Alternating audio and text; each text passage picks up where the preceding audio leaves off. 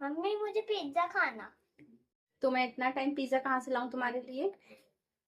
Mummy वो pizza base रखा ना, उससे बना दो। तुम्हें होममेड पिज्जा खाना है? हाँ। चलो ट्राई करती हूँ। ठीक। तो चलिए फ्रेंड्स, बनाते हैं आज अन्वी के लिए होममेड पिज्जा। तो होममेड पिज्जा के लिए ना मैंने यहाँ पर टमाटर, शिमला मिर्ची और एक ठो प्याज ली हुई है। तो पहले इन्हें तरह से कट कर लेते हैं। कट हमें बारीक नहीं करना है, मैं बता देती हूँ आपको कैसे कट करनी है। तो यहाँ पर मैंने इस तरह से इसके बड़े बड़े पीस कट लिए प्याज के। और अब क्या करेंगे ना, हम इसके इस तरह से चंक्स निकाल लेंगे। हमें इकट्ठी प्याज नहीं डालनी है, क्योंकि पिज्जा तो हम खाते हैं ना, तो कहाँ पर ऐसा तो रहता नहीं है कि इकट्ठा रहता हो ये। तो इस तरह से मैं इसको सारी प्याजों को इस तरह निकाल लेती हूँ। और जो छोटा बचेगा ना, इस तरह से इसको हम सब्जी में यूज कर लेंगे। और यहाँ पर मैंने प्याज और शिमला मिर्ची को भी इस तरह से कट कर लिया है। तो क्या करेंगे, इसके पीसेस बनाएंगे बड़े। तो यहाँ पर मैं शिमला मिर्च के इस तरह से पीसेस बना रही हूँ। यहाँ पर मैं टमाटर को भी इसी तरह से पीसेस बना लूंगी। मैंने एक टमाटर के इस तरह से 4 पीसेस बना लिए हैं। तो सारी सब्जियां हमारी यहाँ पर कट गई हैं। हाँ, आप चाहे तो इस पर पनीर, मशरूम और भी जो कॉर्न वगैरह रहते हैं ना, उसे भी ऐड कर सकते हैं। पर जो सब्जी अभी मेरे पास है, मैं सिर्फ उसे ही ऐड कर रही हूँ। अब यहाँ पर हमें पैन चढ़ा दिया है।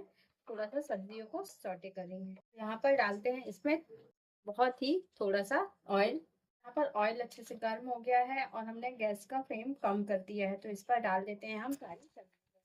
और सिर्फ 2-3 मिनट में भूनना है, बहुत ज्यादा नहीं भूनना। तो यहाँ पर हम सब्जी को थोड़ा सा चला देते हैं ताकि वो थोड़ा सा भुन जाए, बहुत ही कम।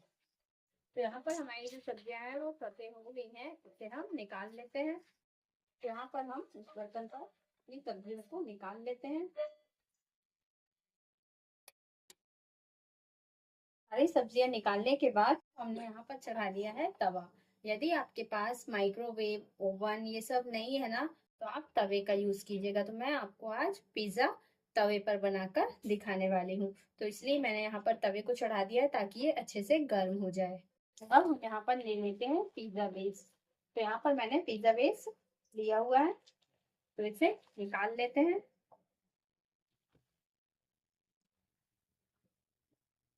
सबसे पहले हम क्या करते हैं, पिज्जा बेस पर हम पिज्जा सॉस लगा लेते हैं। तो यहाँ पर अब हम सॉस को इस तरह से लगा लेते हैं। यदि आपके पास पिज्जा सॉस नहीं है ना, तो आप इस पर शेजवान सॉस का भी यूज कर सकते हैं, क्योंकि हम तो होममेड पिज्जा बना रहे हैं ना, तो इतना जरूरी तो नहीं है कि हो, क्योंकि कभी कभी चीजें नहीं होती हैं। तो मैं उसके लिए ऑप्शनल बता रही हूँ कि आप शेजवान सॉस का भी यूज कर सकते हैं। तो यहाँ पर मैं थोड़ी सा और सॉस डाली हूँ और इसे अच्छे तरीके से सारी जगह पर लगा दूंगी। और यहाँ पर सॉस के ऊपर अब मैं अपनी जो वेजिटेबल्स थी ना, सब्जियां, उन्हें रख दूंगी इस तरह से।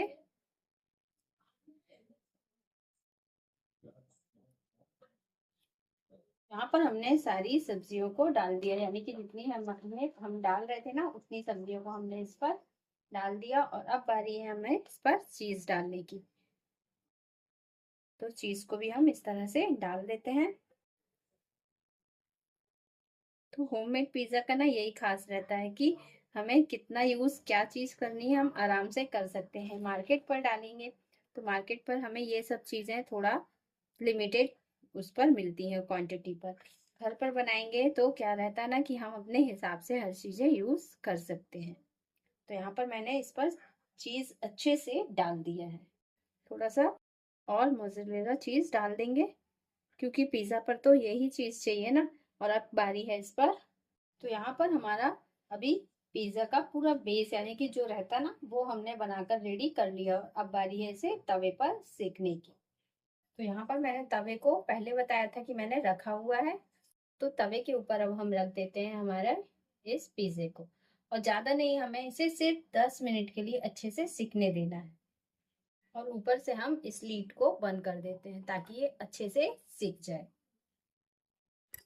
तो यहाँ पर हमारा पिज्जा बनकर रेडी हो गया, तो इसे अब हम इस तरह से निकाल लेते हैं और ये अच्छे से सिक भी गया, ये देखिए।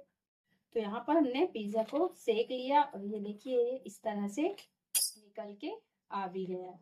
अब क्या करते हैं ना, इस पर डाल देंगे हम ऑरिगेनो।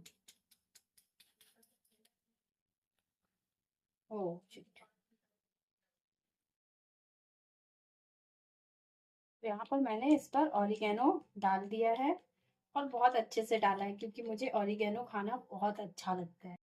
मैंने इस पर अच्छे से ऑरिगेनो डाला है, क्योंकि ज़्यादा ऑरिगेनो पिज़्ज़ा पर बहुत अच्छा लगता है। अब इसे कट कर लेते हैं। तो देखिए फ्रेंड्स, यहाँ पर हमारा होममेड पिज़्ज़ा बनकर रेडी हो गया और बहुत टेस्टी बना है और बहुत यम्मी भी लग रहा है। तो देखते हैं, अनवी से पूछते हैं अनवी कैसा बना है। तो देते हैं आप अनवी को पिज़्ज़ा। अनवी, मम्मा पिज्जा हो गया। पिज़्ज़ा। वाह,